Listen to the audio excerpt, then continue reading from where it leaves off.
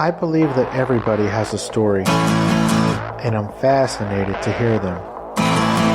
So come with me as we take a walk down Fascination Street. Welcome back, Streetwalkers. You know how I live in a tiny South Texas town? Well, it just so happens that Elaine Palance also lives in my town. Elaine Palance is the widow of the late, great Jack Palance, who you know from Ripley's Believe It or Not, City Slickers, and classic films like Shane and Sudden Fear, The Big Knife, and Baghdad Cafe. In this episode, we talk about Elaine's career as a flight attendant for Braniff Airlines, which is how she met Jack. And we also talk about some of the fun times she had with Jack, one of his biggest roles that she convinced him to take. And Elaine tells us some things about Jack that you probably don't know, including his military awards. This episode was recorded in Elaine's home, surrounded by some of the artwork that Jack did. So we also talk about some of those pieces. Plus, we talk about why she moved back to Texas and some of the charity work that keeps her active. It was really fun getting to know Elaine Palance, and I hope you will enjoy it as much as I did. This was recorded during all the self-distancing due to the coronavirus outbreak. So if that is over by now, woohoo! If not, damn it. But either way, this is my conversation with Elaine Palance. Yeah, talk to me,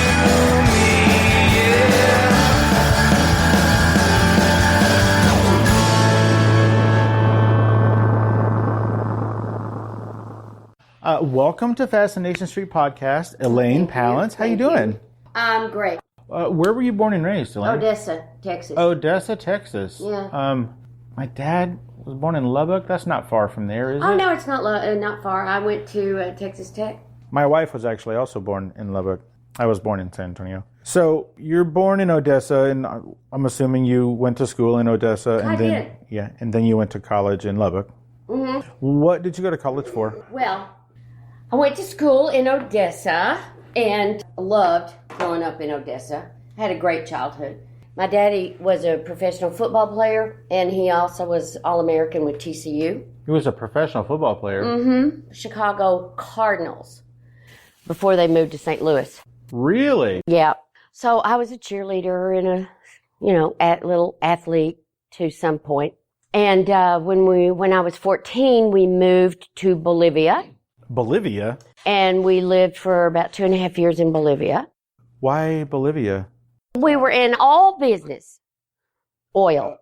Those of you who are listening around the world, if you're from Texas and you're in the oil business, you have to say it like that. We're in all. That reminds me of Three's Company, one episode. Mr. Furley was pretending he was an oil guy to fool whoever. And he kept saying, oil. And they were like, what are you saying? And he was like, oil. And then he was like, oil. Yes, I know. Well, we do have a way of adapting the words to our own. Don't we? Accent, I guess. Absolutely. But, and then when I came back, I went back to Permian, which was big into football then. Friday Night Lights. Oh, that's it. Those were the children of my peers. Nice. Yeah.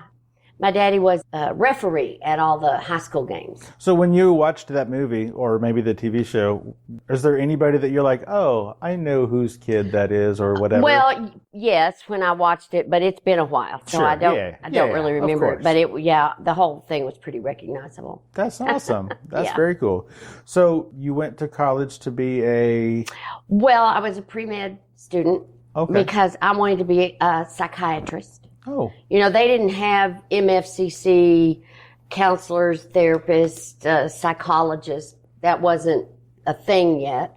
But I only went to college for 3 semesters because I was working full-time and going to college, and it just really I kind of burned out.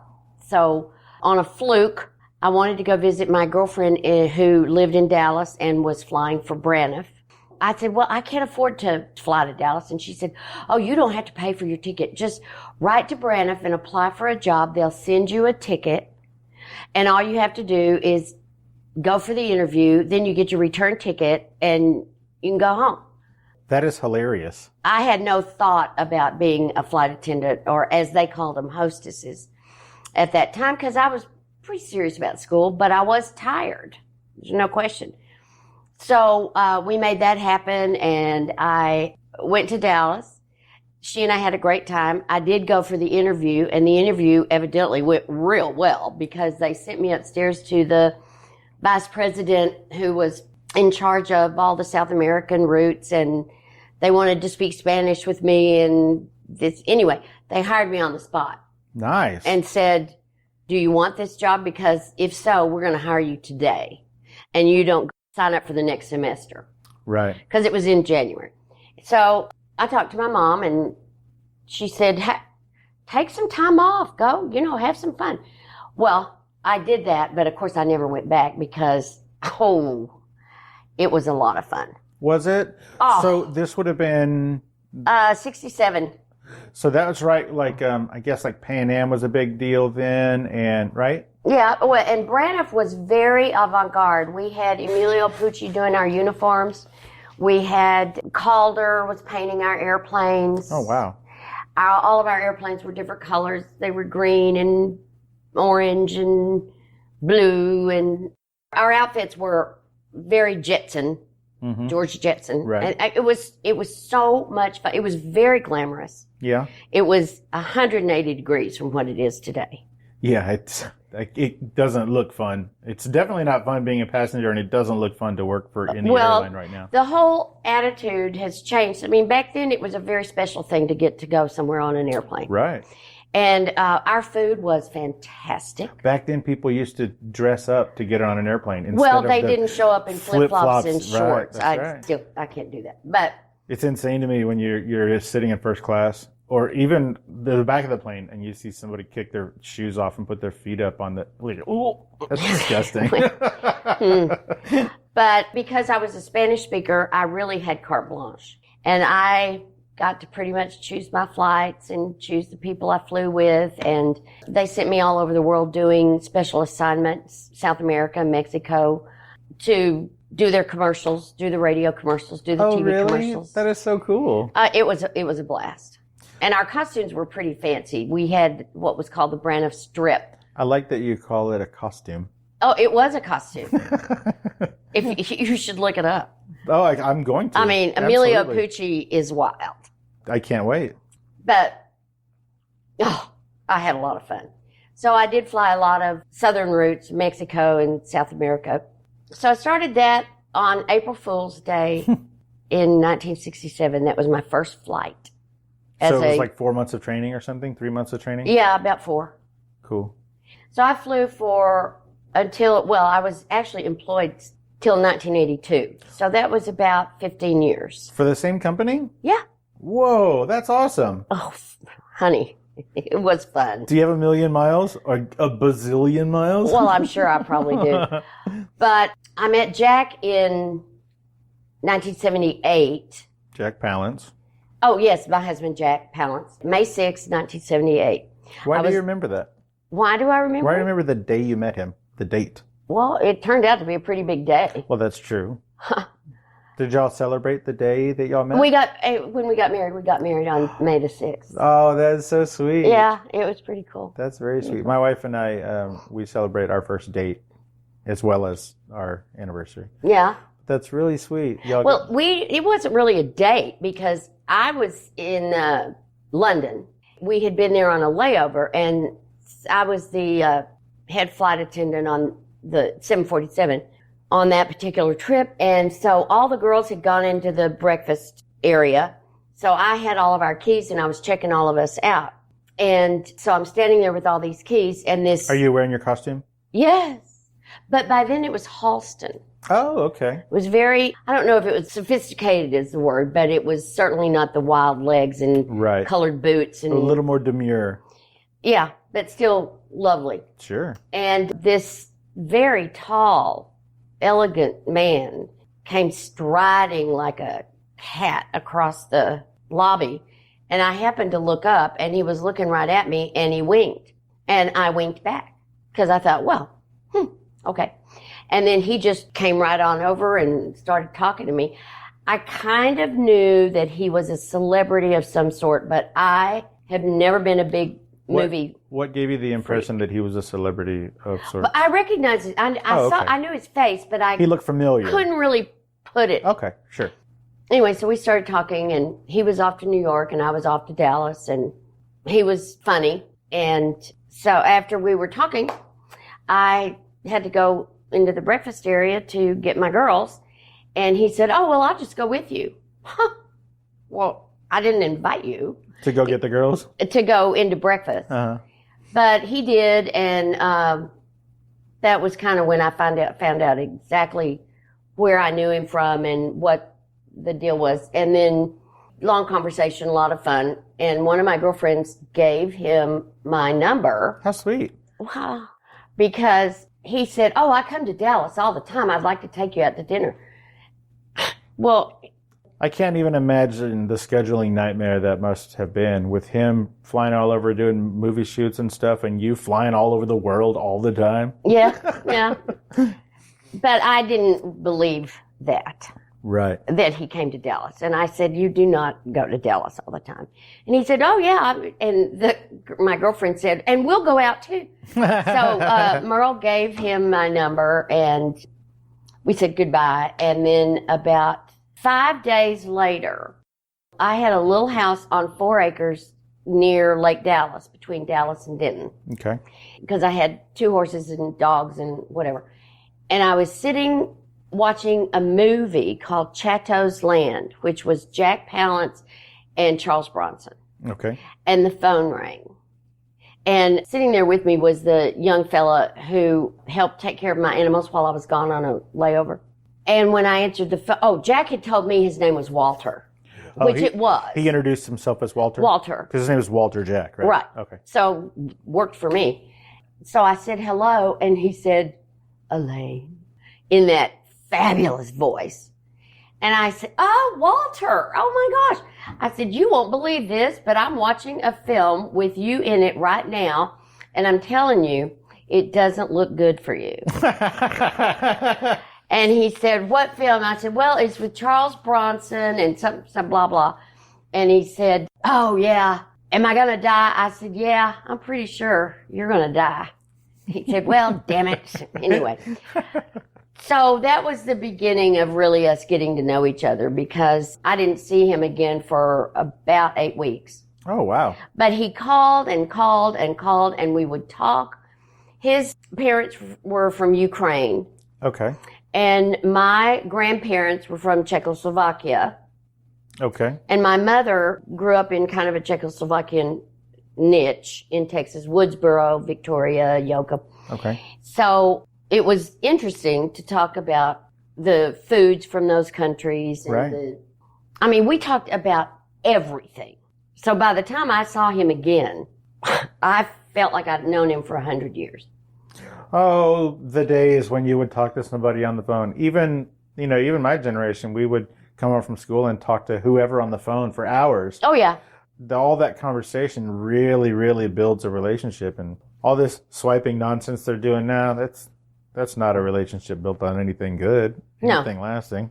No. I get girlfriends all the time saying, "Let's stop texting, let's start talking, just for a while." Yeah. Okay. Just for a bit. Good. Yeah. So y'all are talking all the time and you didn't see each other for 8 weeks. When you finally did see each other, how was that? I guess let's call it a reunion. How was that? Oh, it was delightful. Yeah? We just had a blast. I flew to Modesto, California because he was working on a film and he had been bugging me to come and visit. And I said, I don't really want to do that. I'm not a groupie. I don't want to be around, a bunch of sycophants who are kowtowing to you. Right. Because you're the celebrity. I said, I'd rather it just be one-on-one and, whatever. And he said, no, that'll be fine. You don't even have to go to the set if you don't want to. And I'll be working during the day some days, but you come and, so anyway, I said, okay. So I did fly out there and, I did not go to the set. That's not my thing. No interest. No. But when he came home from work, we would go out to dinner and we made a plan to taste every good margarita in the area. Oh, that's so sweet. I was supposed to go for 3 days, Mm-hmm. and I ended up staying 17. It was funny because my supervisor back at Braniff, I had called in sick. Shame on me. So when I knew I wasn't going to be back for my next flight, I called her and I was talking to her and I said, yeah, I don't think I'm going to be back. She said, yes, I understand that you've come down with a bad case of palangitis. And I went, oh my gosh, Margie, you know. And she said, you just get home in a week. So I said, okay. Very cool. So I did. She was super cool. So after that, we were basically together because when I was home, I'd go to Pennsylvania if he was in Pennsylvania, that's which is where he's from. Okay. And he had a lovely farm there, or California, but he came to Dallas. He came out to my little place too, and it was fun because I had a big garden and we'd pick wild blackberries. And you had 4 acres, right? Mm-hmm. Mm-hmm. Hey, Streetwalkers, here's a word from our sponsors. You know those popping phone handle things that you see on everyone's phones nowadays? Well, how would you like to put your logo on them? Does your podcast or band need new merch? Do you want to bring attention to your new book or film? Maybe you need something unique for your Patreon or crowdfunding campaign. Then visit thelogopop.com, where you can customize them with the logo of your podcast, band, business, art, school mascot, or whatever else you can think of. These are way more affordable than you may think at thelogopop.com. Mention where you heard this ad and get free shipping on your entire order. Remember, that's thelogopop.com to order your custom popping phone handles. That's thelogopop.com. Let's get back into it. I'm assuming that wherever he was from in Pennsylvania was maybe a small town or out in the country. It's pretty small. No, he's not from the city, right? No, he was from a small coal mining town. Oh, okay. Latimer Mines. Latimer Mines. Mm-hmm. That is small. I've never heard of it. How long did you guys date before y'all ended up getting married? Well, we lived together for about 7 years. Oh, cool. Where? Everywhere? Everywhere. All your house, his other house? Absolutely. And Nice. we traveled a lot. Cool. What year did y'all get married? 87. Okay, so Well, 9 years, actually. Yeah. at this time that y'all are dating, do y'all have horses? I know that you are quite an equestrian. Well, I certainly had my horses in Okay. Texas, but I eventually took them up to Pennsylvania Gotcha. because we had a nice big barn. And then when I wasn't home, I had a lovely woman, Laverne Penzawater, who I took a lot of dressage training with, and she would keep them for me when I was out of town. Oh, cool. So I had it covered. And then in California, he had several horses. He was not a horseman with a passion like I am Okay. and always was. But he loved seeing them out. It was about 1,000 acres on the ranch in California. So we could look out there and the horses would be out in the pastures and running and just beautiful. That's nice. But I had picked a couple and brought them in and worked with them and made them good riding horses. Very cool. So other than 1,000-acre ranch, is there places to ride out in California?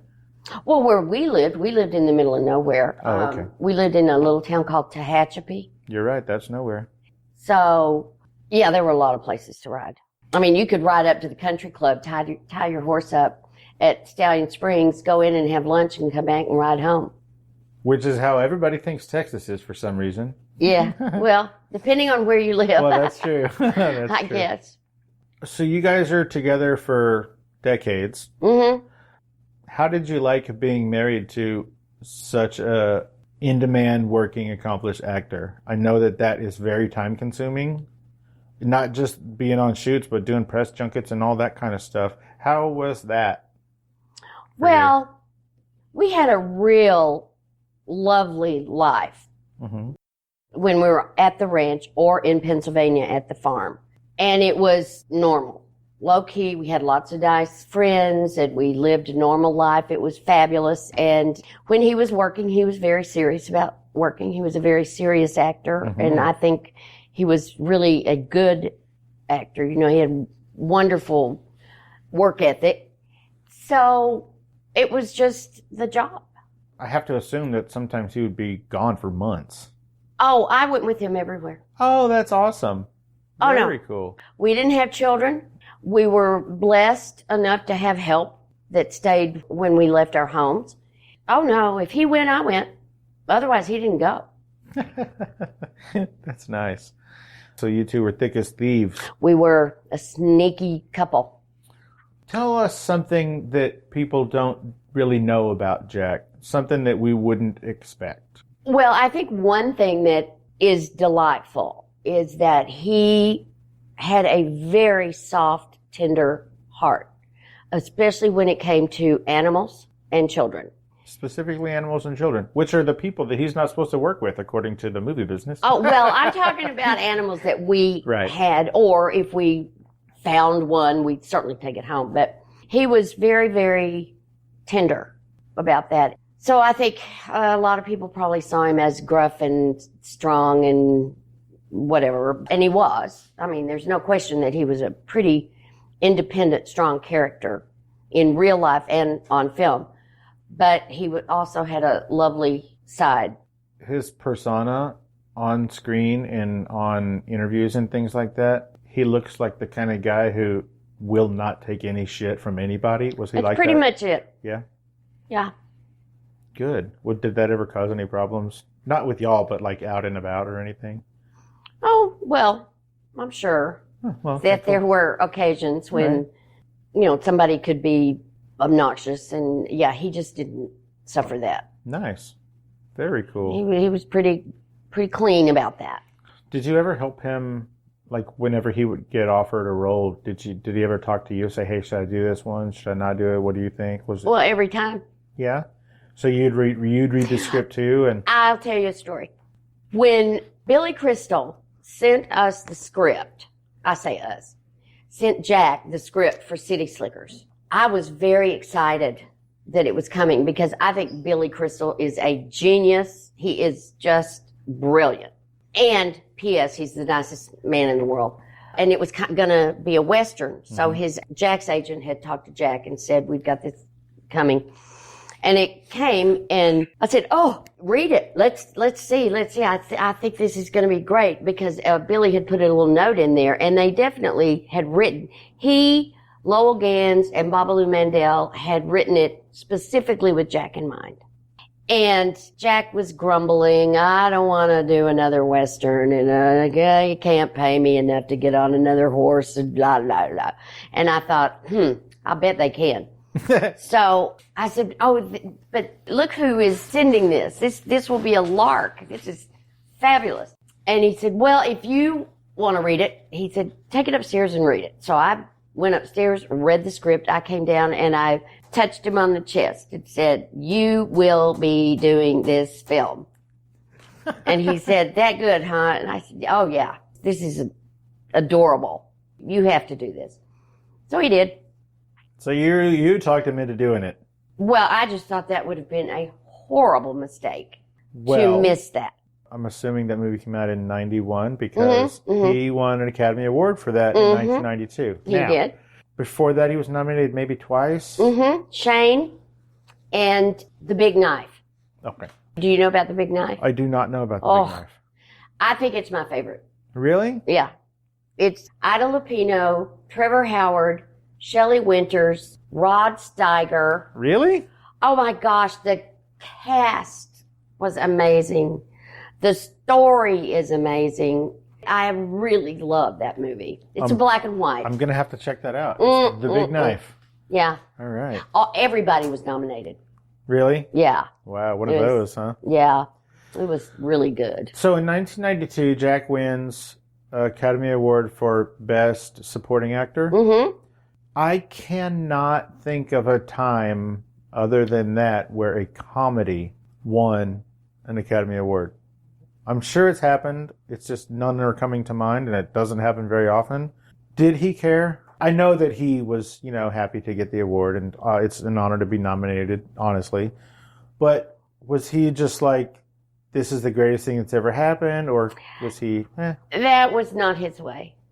I mean, it was great to be recognized, but he didn't really do that work hoping to get an Academy Award. Right, that's not the way I did it. But it was lovely. But I will say that he never even put the plaque on it. Are you serious? Where it says Jack Palance, until his daughter, Holly, and I are very close. And we finally put it on there because in fact, we didn't even know where it was for a couple of years. That is so funny. Where is it? So did you put it on before he passed? Yeah. Oh, okay, good. We made him. That's so funny. Yeah. Did he also win an Emmy? For Requiem for a Heavyweight, Okay. Playhouse 90, with Ed Wynn, Keenan Wynn, and Burgess Meredith. Whoa. And did he put his name on that? Let me look. Oh, you have it. Well, of I course don't you know have if it. he Why did or wouldn't not. you have it? I don't think he did. No, That is hilarious. but that was before me. Gotcha. That was BE. That is so funny. So that plate is probably gone forever and has been for quite some time. There's no telling. So you have, I see the Emmy. I have an Emmy.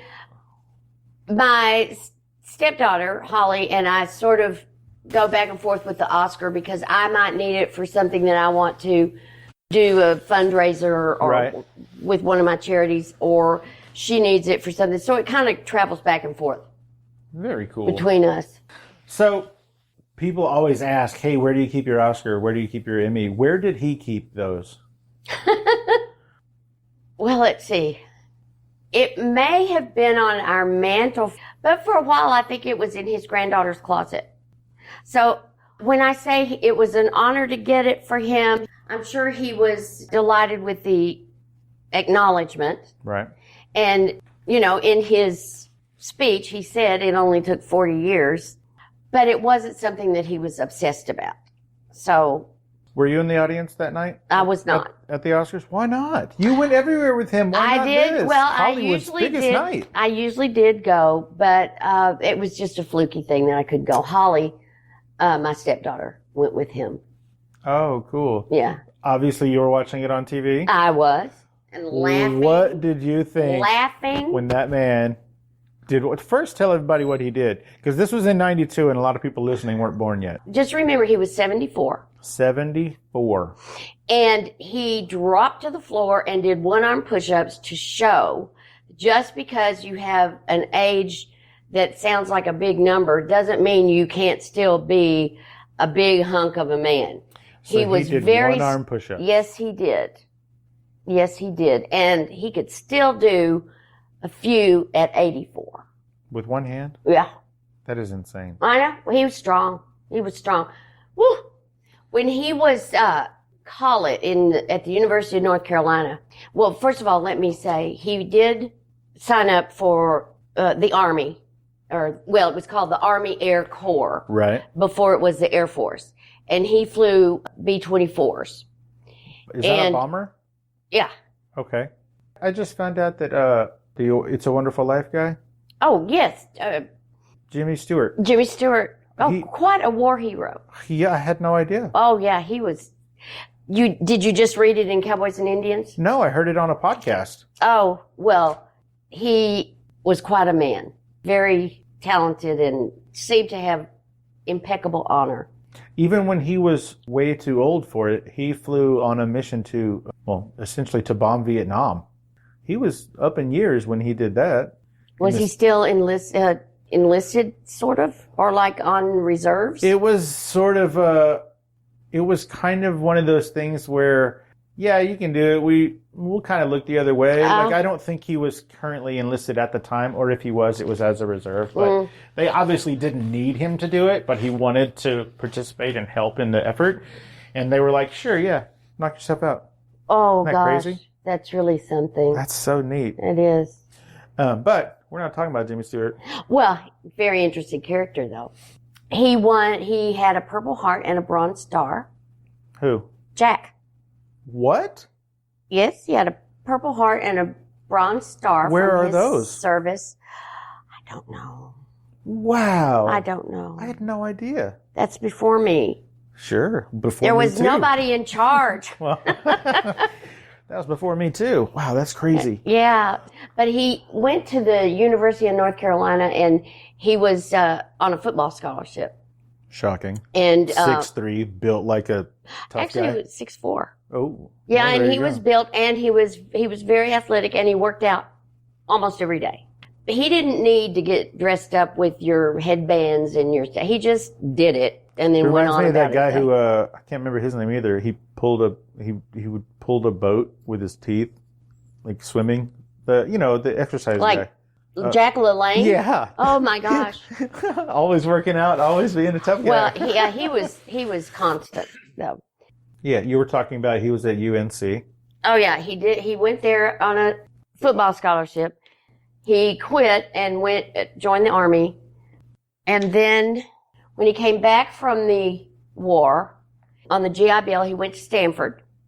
And then he went to New York and So did he study acting at Stanford? Okay. Was he Drama. studying acting at UNC? probably, but I really don't know that. That's cool. I don't know that. Hey, Streetwalkers, here's a word from our sponsors.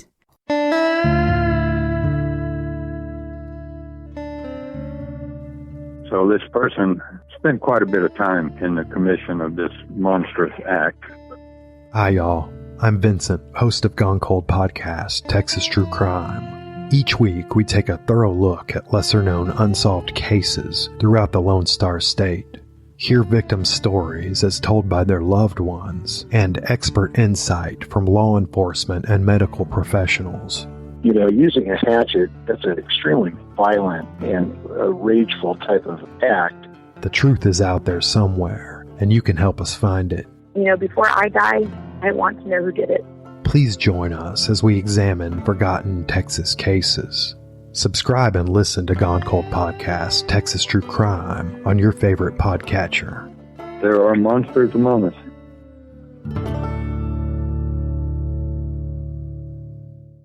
Let's get back into it.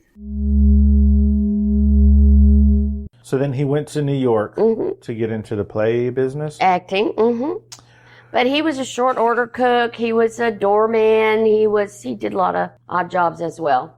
I don't know if you even know, but did he or did y'all ever run across Rance Howard, Ron Howard, and Clint Howard's dad? He was an actor. You know, old school Hollywood. He was an actor for 60 years. I don't know that we did, I was but just curious. certainly Ron is an impressive guy. Yeah. Very impressive. I'm friends with Clint. Oh, are you? And I got to meet and interview Rance, their dad. I did the last interview before he passed away. Oh, But I only spent 2.5 hours with him. But yeah, like it made an impact. He was such a great guy. Like he was so nice. He was just, it was amazing. well, you can tell by the demeanor of his son, Yeah. Ron. I don't know Clint, but that they were molded beautifully. And sometimes reruns of the Andy Griffith Show will come on, and I just love watching Opie. It cracks me up. He was so good. In the interview with Rance, we talked about how that came to be. And Rance actually, when they first started shooting, they had written Opie as sort of a little snarky smartass to his dad. And then after, I think they shot like a few scenes, maybe even half the episode. But then the producers came up to Rance and said, we want to change all of this because we want to model their relationship on y'all's relationship. Exactly. Well, that was very smart because it is a beautiful relationship between father and son. So from everybody in the family that I've talked to, that was pretty much how their relationship was. You know? Oh, I love hearing that. Isn't that sweet? Mm-hmm. So tell me about all this art. I know that Jack did more than just push-ups on one hand. Well, he was quite an artist. I think he was brilliant. Was he a painter? Are these paintings his? Yes. These paintings are Yes. his. Because I'm looking at, you have all kinds of different art. You've got wood carvings. Well, that was from a fan. Oh my gosh, that's beautiful. And it is so spectacular. It's nobody can see what we're talking about. Yeah. It's the scene where Jack Wilson, a.k.a. Jack Palance, shoots the sodbuster, a.k.a. Elijah Cook. In what movie? Shane. Oh, sorry. That's Grafton's saloon, and Cookie, Elijah Cook, falls into the mud. Let's see, how did it go? Elijah Cook calls him a yellow-bellied, sidewinding, blah, blah, blah, whatever, and Jack pulls his gun and says, prove it. And that's what the name of that carving is. But that man is brilliant. So, for those listening, this is flat like a picture, but it is a wood carving that is probably 2 feet by 3 feet, and it is absolutely gorgeous. Yeah, if you look at his face, it's Jack. Well, I can tell from here that it's so beautiful. So, but he didn't do art. I mean, he didn't do wood carvings, and No, these are his paintings. That's his painting. The rooster over the door is his painting. That man behind you is his painting? Yes, the old man with the corn. Yes. Did he paint it from a picture, or did he go there and paint No, that? his head. Just out of his, really? His head. Most of the time. Really? Mm-hmm. Wow. So, what brought you back to Texas? Well, after Jack passed away In 2006, okay. I was in a coma. And, of course, we had such a wonderful life at the ranch in California. And I just couldn't even imagine not living where we lived. Right. But, it got difficult because it was very heavy for me missing him. And so I traveled a lot. I went and visited a lot of girlfriends. I just did a lot of traveling. And about 4 years, I realized that I really needed to look for an alternative because I was kind of stuck in the mud emotionally. And I lived out there with my critters and our wonderful people that lived on the ranch, but I was becoming kind of hermit-like. Right. So I needed to really stimulate my life. And I am from Texas, and I thought probably I wanted to come back to Texas. So I looked at a lot of Santa Fe and Santa Barbara and Florida, and we have lots of friends in Pennsylvania. But in the end, Bernie, this little lovely charming town, is where I chose because after Jack passed away on November 10th, 2006. I was staying with my sister in Houston, and she was very kind and taking good care of me. And it was the day after Thanksgiving, and she said, "Why don't we take a drive? Let's you and I drive to Bernie," because I'd never been to Bernie, and she was trying to just get me up and out because I really wasn't doing that. And we drove here, and I had one girlfriend that lives here that I had known previously because she's into horses, I'm into horses, all that. Which, for those listening, is actually how this interview happened. What? Horse? Oh, yes. Yeah. It was Paula. So we called her, and she said, "Oh, yes, come out." She lives in Cordillera Ranch. We went out there, visited her at her house, and she said, "You've got to come and see my barn because I have a Friesian. She raised Friesians, and that's a big, black, beautiful horse." It's a giant Norwegian horse. No, they're not from the Netherlands, but Netherlands. Close. They're from Friesland, which is a little country in the north of the Netherlands. It was wonderful. So we spent the day there and talked with her, and then we went to dinner downtown Bernie at the Cypress Grill. And when we went in, it was about 5:30, so it was just starting to get dark. When we came out, it happened to be the day that Bernie celebrates Dickens on Main. We walked outside that restaurant. The snow machines were blowing. I didn't know it was snow machines. It was just all this icy snow was falling on me. All these people were in costume, period costume. And there were, little kiosks set up and down the street with all kinds of drinks and treats and selling things. And it was like walking into a postcard. That's true. And it blew my mind. I thought, oh, you really have gone over the edge. I mean, I was just speechless. My wife and I lived here for 2.5 years before we even knew that Dickens on Main was a thing, and we lived 2 miles away from it. We didn't even know. Well, you need to get out more. Yeah, we do. Well, I just thought it was the most charming thing I could imagine. But, of course, I didn't give it any thought at that point. But later, when I started looking for a place to move, where I would have more stimulation, more people around me, long story short, I chose Bernie, and I knew one person. That's so crazy. So I had to make my way. I wanted to be, let's find out who Elaine is now. Right. Because I'd had a pretty big life before I met Jack, and then it got even bigger and better when I met Jack, and now it was just me again. So I brought my dogs and my cat and my horse, and here I am. And it was the best. It was a gift from God. Yeah, you love it here, huh? I do. I do. Can you tell me about some of the boards that you're on and what you do for them? Well, the first and why board, are you on all these boards? Well, there's a poem by Longfellow. Okay. And in the poem it says, "We must all be up and doing. We can make our lives sublime. And in passing, leave behind us footsteps in the sands of time." Now, Jack left some pretty big footprints. And my job was to be with him, help him do what we did together, and that was my job. But now it's just me. I have been blessed beyond all expectations for me, and I want to leave some good, blessed footsteps as I pass through. So the first board that I joined was the San Antonio Cancer Council that works out of UT Health Science Center.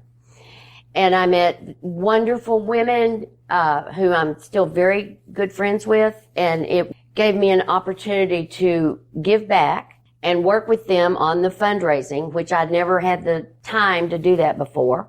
And they just enveloped me with friendship and delight. So I was on that board for 6 years, and I am also now on the board for the South Texas Blood and Tissue Foundation. Okay. Which, without that, we're all in trouble. Yeah. You know, because blood is so important. But they do so much more. They do stem cells, and they do all kinds of research. The miracle stories that they tell are just amazing. So I'm pretty involved with their fundraising, with the big gala that they do every year. And I'm kind of crafty, so I can, if you can think it up, I can probably make it, you know. But my passion that I've wanted to do ever, 30, 40 years is Triple H Equine Therapy.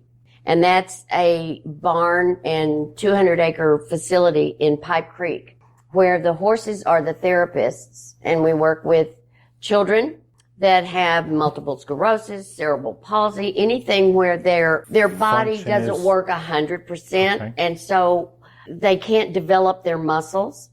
But when you put a child like that on a horse, their core muscles are so stimulated by the movement of the horse that they grow stronger with, it's a miracle. Really? A lot of autistic children, many autistic children have said their first word in their life, 7 years old, on a horse. And it's usually something like hossy or whoa or something, blows everybody's mind.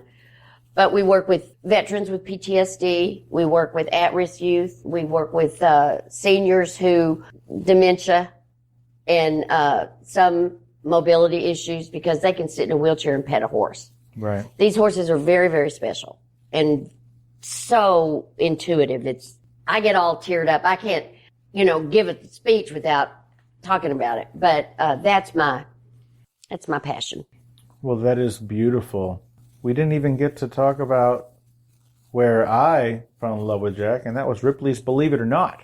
Oh, I did all the wardrobe, hair, makeup, chauffeur, everything. That was you, huh? That was me. Now, you did all those things to him, or is there... Oh, just him. Well, he was just about the only person. Yeah, he was. He was. I mean, if there was going to be somebody else in the scene, I would take care of it. Sure. But they hired me to do, long story, but they hired me to do that because I was going to be there anyway. They had to buy me a first class ticket whether they wanted to or not. Yeah, that's true. It was a lot easier for me to do that, but I wouldn't have done it for anybody else because actors can be jerks. Well, yeah. I could handle him. Do you also do interior design and I decorating? do some. I did in California quite a bit. I don't really do it that much now, other than I do have a studio upstairs, and I'm a pretty darn good seamstress. So if you can think it up, I can pretty much make it. Nice. And I have a little project with a girlfriend of mine, Sarah Pennington, Jay's wife. Previous guest of the show, Jay Pennington. Right. And we make these fabulous dog bandanas that are not like the cheesy little dog bandanas you see. Ours are pretty fancy, and they have rickrack all around. And we have, for every holiday, the Halloween ones are hysterical. So our dogs are usually tricked out in some sort of couture That is so sweet. design. Well, it breaks my heart that I have to end this right now, but I do. Well, we can do another one. You're so sweet. I got stories by the hundreds. Elaine Palance, thank you so much for taking the time out of your busy day to hang out and let us get to know you a little bit better on Fascination Street. I really appreciate that. Well, it was my pleasure. Thank you so much. Okay. Bye-bye. As always, thanks for listening, Streetwalkers. And don't forget, follow the show on Twitter at FascinationSTPD, on Instagram at Fascination Street Pod. Follow the podcast page on Facebook at Fascination Street Podcast. And of course, you can always email me at fascinationstreetpod@gmail.com. And if you haven't already, don't forget to hit the like and subscribe button and rate us on iTunes. Opening music is the song Magnolia from the 2014 album Intransigence, used with permission from Douglas Miles Clark. Closing music is Apollo from the 2001 album Into the Known by the band Sapphire. Thanks for hanging out with us and getting to know a little bit about our guest. We'll see you next time on Fascination Street.